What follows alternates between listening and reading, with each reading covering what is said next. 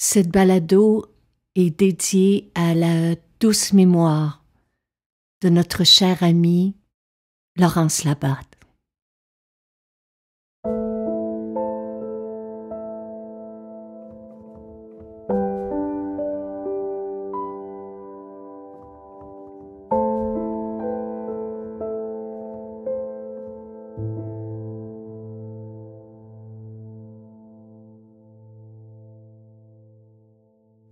Alors vous l'aurez peut-être deviné, l'amitié n'était pas le thème que nous étions supposés vous offrir cette semaine, mais les circonstances font que nous tenions à faire l'éloge de l'amitié, à faire l'éloge de nos amitiés,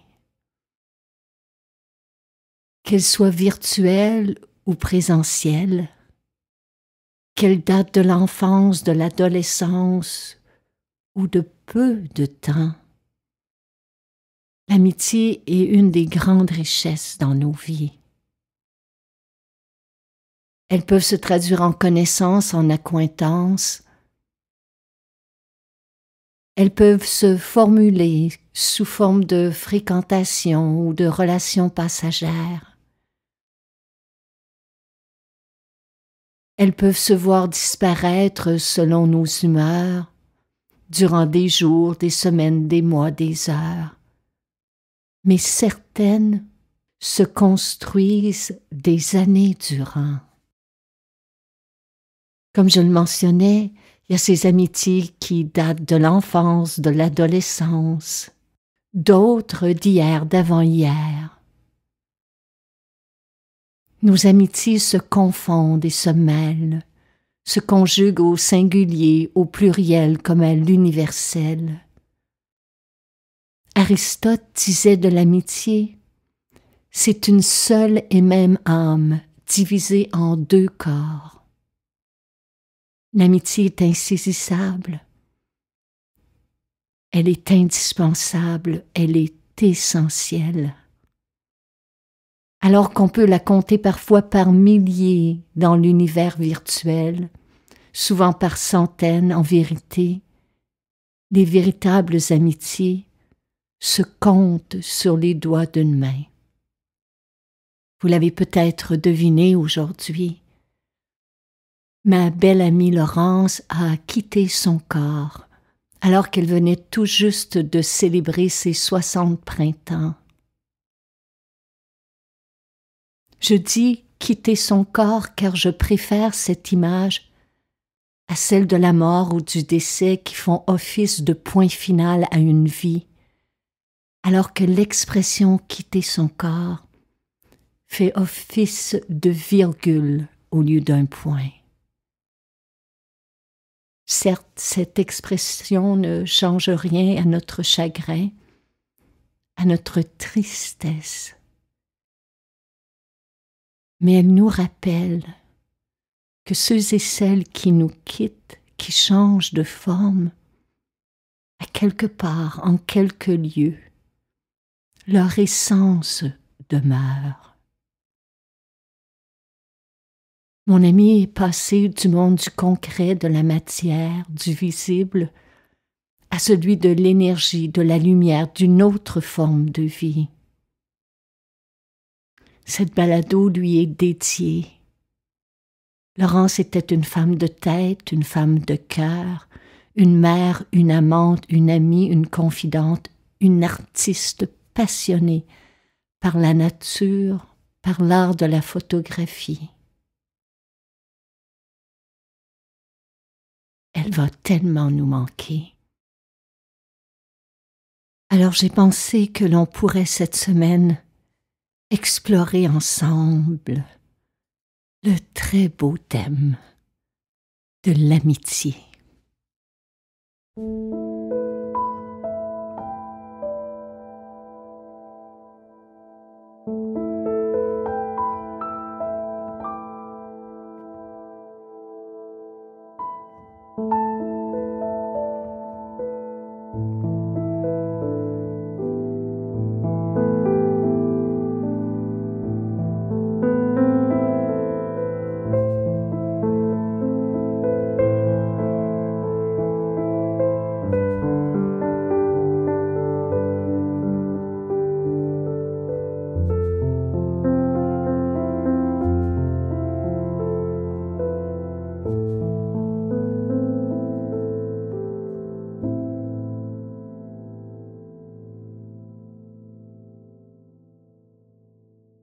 Notre amitié avait un peu plus de 10 ans. Laurence, c'est elle qui a signé presque l'entièreté des portraits et des photos sur les couvertures de mes livres et qui a réalisé la très populaire vidéo Qigong Yoga, l'énergie qui guérit. Durant la dernière décennie, nous avons partagé tant de fous rires. Nous avons partagé des doutes, des incertitudes, des larmes et même une dispute qui a duré quelques semaines. C'est cela aussi être ami. C'est survivre à nos différends. Il n'y a pas d'amitié parfaite. Et en cela, l'âge et le temps n'arrangent parfois rien. Car tout comme en amour, il arrive que le stress, la fatigue, la routine, l'habitude, la lassitude, inévitablement peuvent user par moments une amitié. Tout comme une pandémie peut diviser ou séparer des amis. Mais survivre à nos différends, transcender nos divisions, c'est cela la base de la véritable amitié. Ce matin, en réfléchissant à ce texte, j'ai compris, peut-être pour la première fois, qu'au sein d'une amitié, on peut présupposer que l'un de nous sera un meilleur ami que l'autre à certains moments. C'est assez rare, bien évidemment, bien que ce soit possible, que l'un comme l'autre soit égal en tout lieu et en tout temps. Mais en réalité, il y aura des moments de fluctuation, des moments de division comme de grands moments de fusion. L'amitié, c'est savoir qu'un jour, c'est à notre tour d'être le plus patient, le plus aimant, le plus compatissant. À d'autres moments, inversement, ce sera celui d'être le plus aimé des deux. En réfléchissant aujourd'hui à mon rôle d'ami auprès de Laurence, bien certainement, mais aussi auprès d'autres, en jetant un coup d'œil derrière, je concède que bien des fois, je n'ai pas été à mon meilleur, que parfois j'étais indisponible. Puis je réalise à quel point souvent j'aurais pu être plus présente physiquement. Mais ça fait partie de l'apprentissage de l'amitié. C'est de se remettre en question, de voir ce qu'on pourrait changer pour devenir meilleur, pour offrir le meilleur de nous-mêmes à l'autre. Puis je le dis sans aucune culpabilité. Je le dis comme une prise de conscience. Tant de fois, ce serait un moment pour téléphoner au lieu d'envoyer un texto.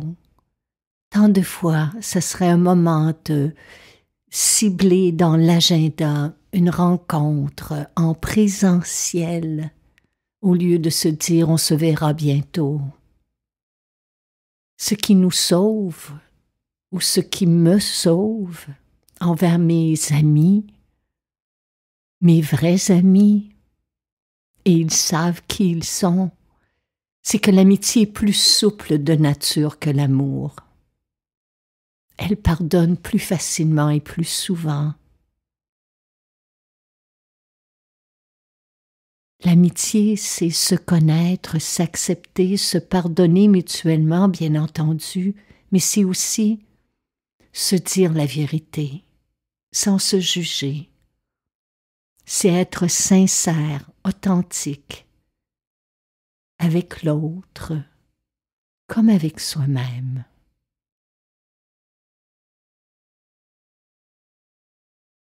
L'amitié comme l'amour sont deux états qui illuminent nos vies. Mais la flamme de l'amitié est différente du feu de l'amour, même si parfois elle lui ressemble un peu. Si elle est plus souple l'amitié que l'amour, elle est aussi plus oublieuse, entre guillemets, de nos travers.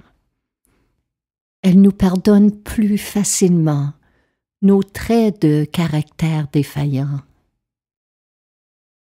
Lors d'une dispute, très souvent, l'amitié va se montrer plus bienveillante et plus compatissante qu'un amour passionnel. Autre différence, alors que l'amour se soucie davantage de l'avenir, de sa durée dans le temps, l'amitié, parce qu'elle ne tient pas qu'au feu de la passion, elle sait que sa flamme est plus durable et qu'une amitié peut perdurer même au-delà de la mort.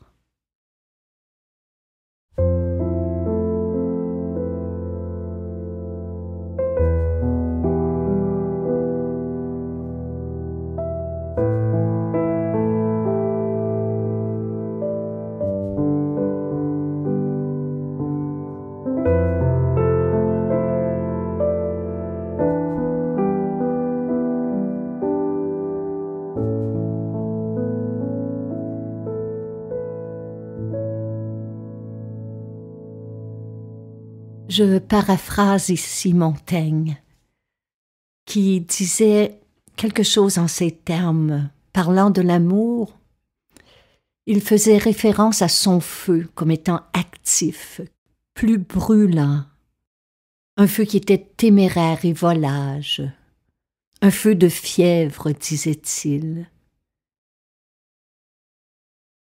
Et lorsque Montaigne parlait d'amitié, il disait d'elle que c'est une chaleur générale et universelle, une chaleur globale, tempérée, une chaleur constante, une chaleur rassurante. Ce matin, en griffonnant des notes, en vue de cet enregistrement, je tissais des parallèles entre l'amitié et l'amour, et l'un des fils conducteurs s'est révélé être la fidélité.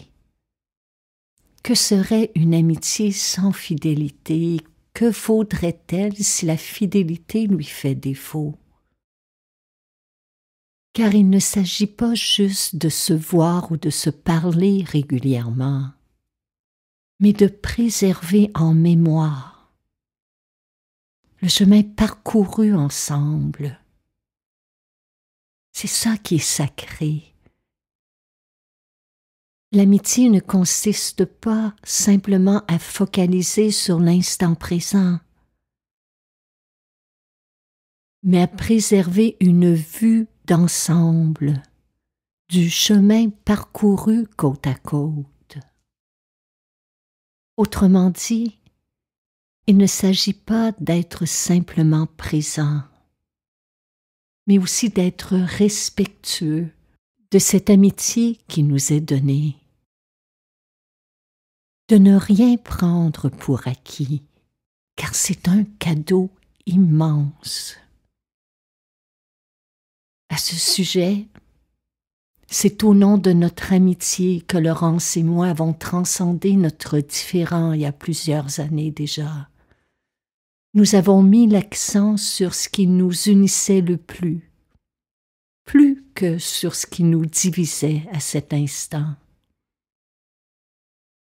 Et peut-être parce que ni l'une ni l'autre n'étions rancunières, rapidement nous sommes passés à autre chose. Parce que l'amitié tolère mal la rancune et le ressentiment. Et tout comme l'amour, l'amitié ne supporte pas les mensonges, les tromperies, l'hypocrisie. Une amitié s'abîme dans la pitié, la mesquinerie, la médisance. Et elle peut même disparaître face à l'envie, la jalousie. L'amitié ne résiste pas non plus à la méchanceté, la cruauté, la haine. En ce sens, elle est fragile, elle est précieuse. Mais une amitié aussi, c'est fort, c'est tenace. Une amitié, ça se répare, ça se transforme, ça prend des forces, avec la tendresse, la douceur, la patience. Une amitié, ça se relève avec la vérité, la bienveillance, la compassion.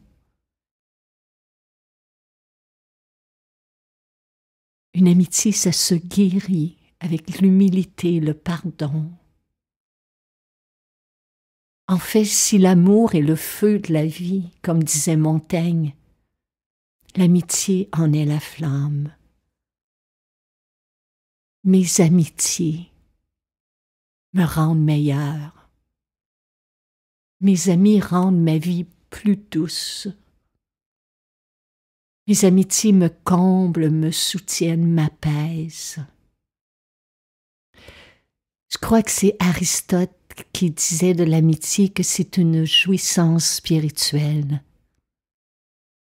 Jouissance dans le sens vrai du mot joie. L'amitié nous donne la joie d'aimer et nous accorde le cadeau, le très beau cadeau d'être aimé en retour.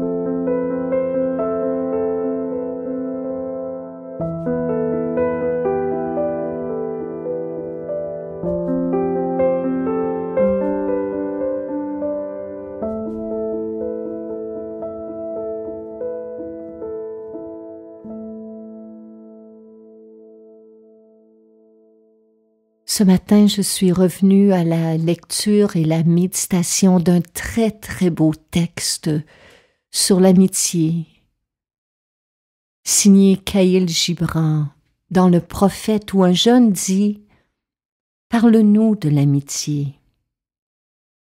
Et il lui répondit « Votre ami est votre besoin qui a trouvé une réponse.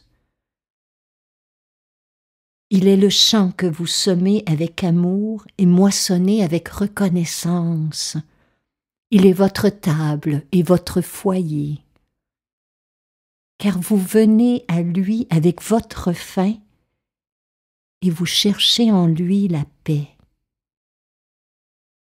Lorsque votre ami parle de ses pensées, vous ne craignez pas le non de votre esprit, ni ne lui refusez le oui. Et quand il est silencieux, votre cœur ne cesse d'écouter son cœur. Car en amitié, toutes les pensées, tous les désirs, toutes les attentes naissent et sont partagées sans mots, dans une joie muette. Quand vous vous séparez de votre ami, ne vous désolez pas, car ce que vous aimez en lui peut être plus clair en son absence. Comme la montagne pour le randonneur est plus visible de la plaine. Et qu'il n'y ait d'autre intention dans l'amitié que l'approfondissement de l'esprit. Car l'amour qui cherche autre chose que la révélation de son propre mystère n'est pas l'amour, mais un filet jeté au loin, et ce que vous prenez est vain.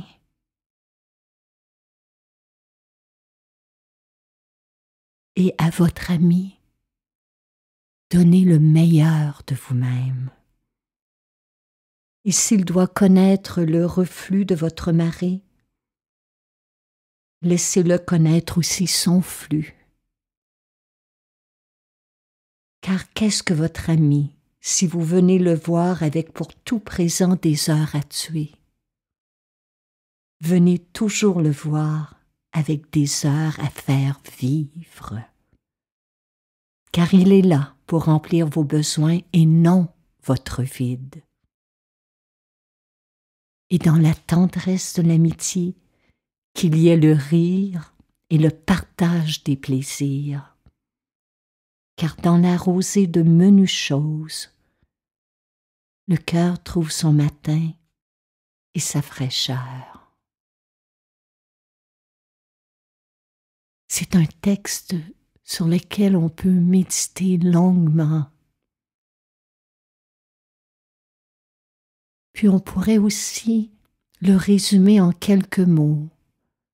Pour ce faire, j'emprunterai les mots du philosophe André Comte-Sponville qui dit « L'amitié, c'est un amour heureux. C'est à la fois un besoin et une grâce, un acte, une vertu et un bonheur. » Comme disait Khalil Gibran si magnifiquement, votre ami est votre besoin qui a trouvé une réponse. Alors voilà, j'ai peut-être trouvé une réponse à comment vivre l'absence de Laurence. Aujourd'hui, j'ai écrit et enregistré ce texte à travers mes larmes.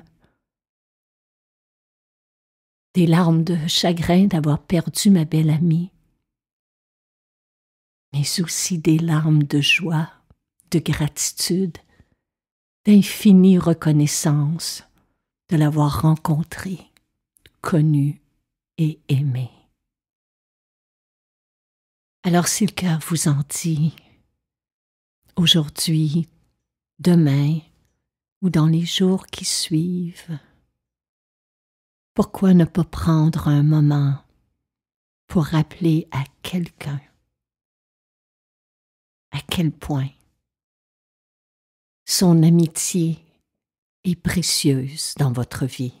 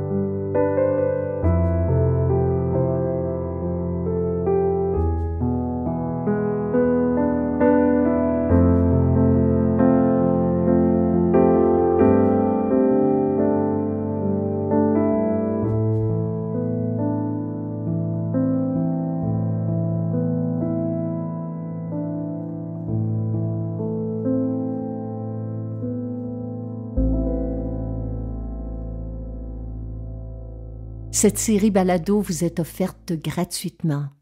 Toutes les fois où vous soulignez votre appréciation à l'aide de 5 étoiles et que vous écrivez un commentaire sur les différentes plateformes, cela nous encourage. Si vous appréciez notre travail et que vous pouvez nous aider à soutenir financièrement cette création, vous pouvez faire un don. Toutes les manières de le faire sont inscrites après la définition de chaque épisode. À l'avance, un grand merci.